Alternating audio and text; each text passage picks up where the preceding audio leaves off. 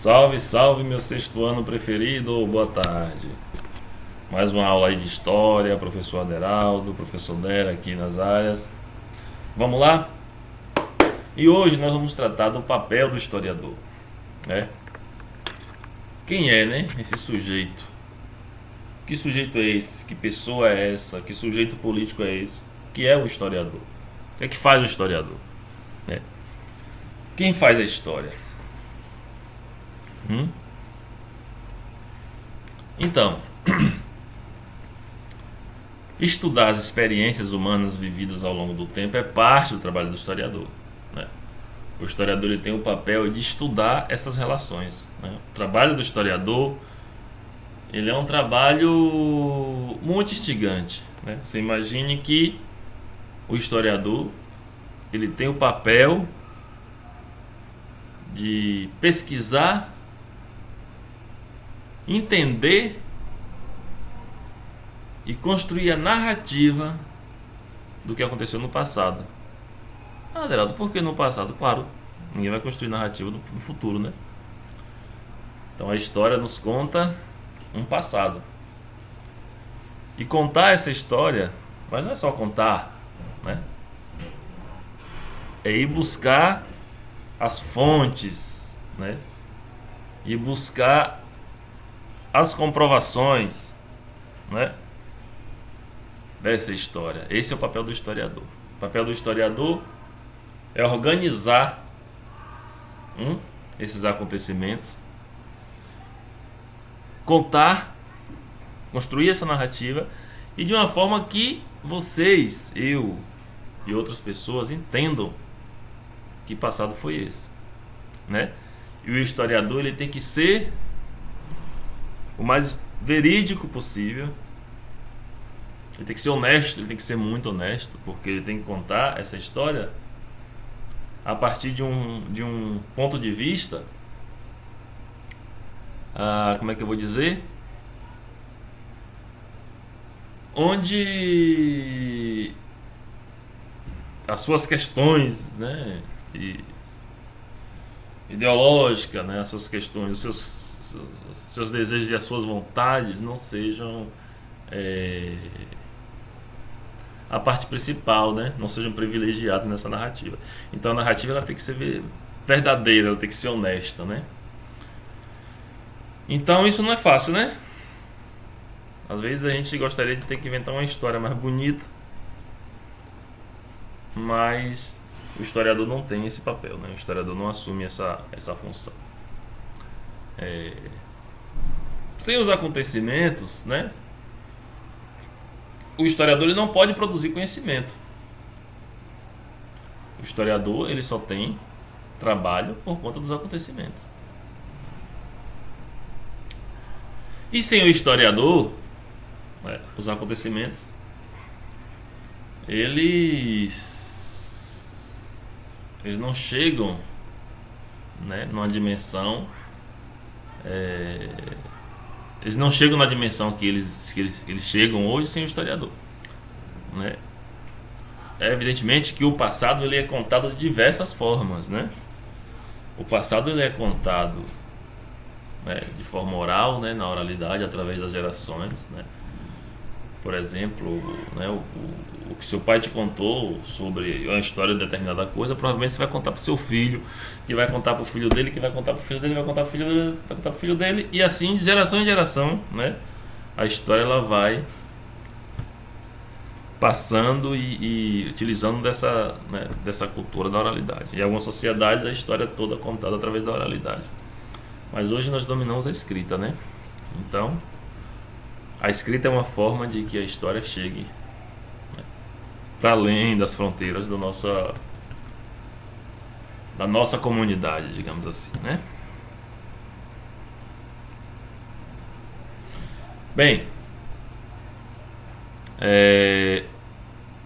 o que seriam os acontecimentos históricos, né? O que são os acontecimentos históricos, né? Então, os eventos, as opiniões, os pensamentos, os movimentos sociais, essa dinâmica que acontece no mundo essa dinâmica que acontece, na qual você está envolvido, na qual você está inserido, né? Isso aí, né? Tudo isso misturado é que a gente chama de eventos históricos, né? Eu diria, a gente está até num momento até propício para pensar em eventos históricos, né? Hoje, por exemplo, a gente daqui a 10 anos, daqui a 15 anos, a gente vai ter um monte de livro, um monte de pesquisa, um monte de coisa falando sobre o coronavírus. Já tem, mas as gerações que ainda não têm consciência, né, que ainda não do que está acontecendo, os bebezinhos, as criancinhas e até mesmo, né, alguns adultos, por incrível que pareça, esses eventos eles vão estar sendo contados, né, na literatura, na história, daqui mais para frente. E para além da literatura e da história, teremos a cultura da oralidade, né? Os pais que vão contar para os filhos, como eu falei, os filhos que vão contar para os netos e por aí vai. Beleza? Então, esses acontecimentos, né?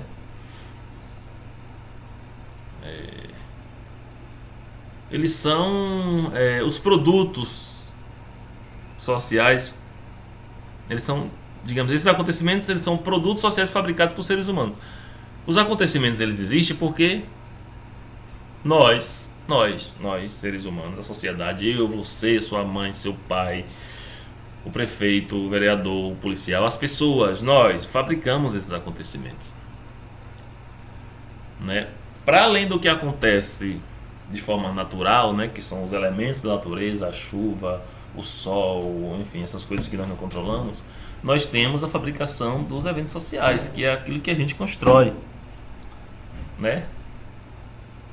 Daqui a mais um tempo a gente vai estar discutindo, como eu falei, né, os resultados da pandemia, por exemplo, no Brasil, né? Já estamos discutindo, mas eu estou dizendo que nos livros de história isso estará presente na formação dos alunos que virão para esse sexto ano de hoje.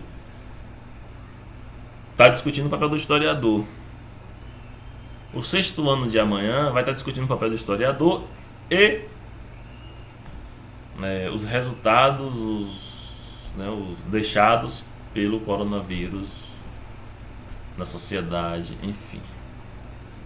Então, o papel do historiador é pegar esses fatos, esses acontecimentos, né, esses produtos sociais e analisá-los de forma lúcida, sem muita emoção, né, e produzir conhecimento, né, sobre esses fatos sociais. Então, qual é o papel do historiador? Né? É produzir o conhecimento que se tem sobre os fatos históricos, que seriam esses produtos sociais. Então, só que para isso o historiador ele tem critério. Não é assim, né? Do nada chegar e contar o que você quiser, como uma mentira que a gente conta em casa, né? Ó, de olho em vocês. O historiador ele precisa ter critério para fazer sua pesquisa. Como é que ele comprova? Né? Como é que o historiador comprova a sua suposição, o que ele, né? Então existem métodos de pesquisa, né? E os métodos de pesquisa eles vão garantir que a forma como esse conhecimento seja produzido seja o mais seguro possível. E aí vem a questão das fontes históricas. O que são as fontes históricas? As fontes históricas não é fonte de água não, tá, gente? As fontes são os documentos que vão direcionar o caminho da sua pesquisa. Então, por exemplo, se eu for fazer uma pesquisa agora sobre o sexto ano na escola Barro Duro, né? E ao longo, digamos que vou fazer essa pesquisa daqui a 20 anos, ao longo de 20 anos, como foi a participação dos alunos do sexto ano na Escola Barro Duro na disciplina de História do professor Aderaldo. Olha que pesquisa filé da Bahia. Então, que documentos eu vou usar para poder entender qual foi essa participação, né?